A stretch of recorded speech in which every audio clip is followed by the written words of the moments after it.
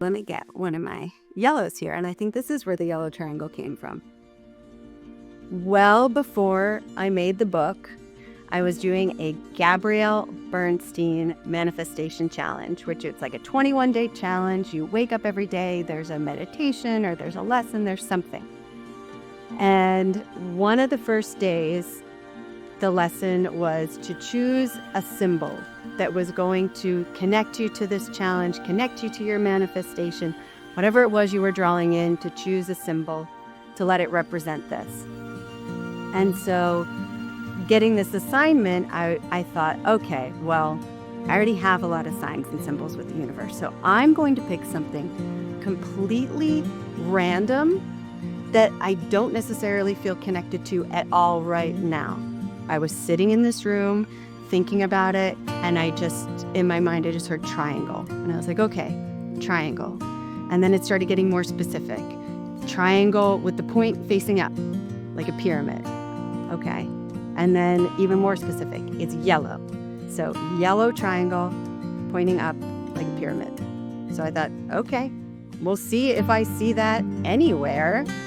And so then I'm just moving through this manifestation challenge and then moving on with my life with having this new yellow triangle symbol. So this is my lesson plan book where I created all the classes that I ever did with my students.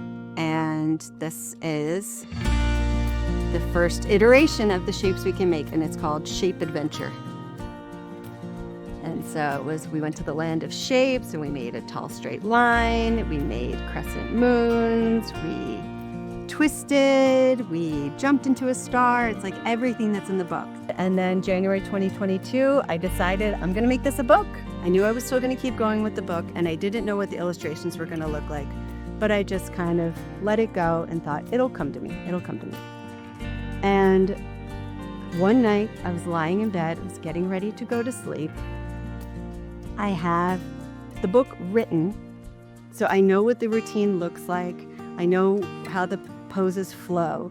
And I'm laying in bed, and all of a sudden I start thinking about rainbows, because I love rainbows.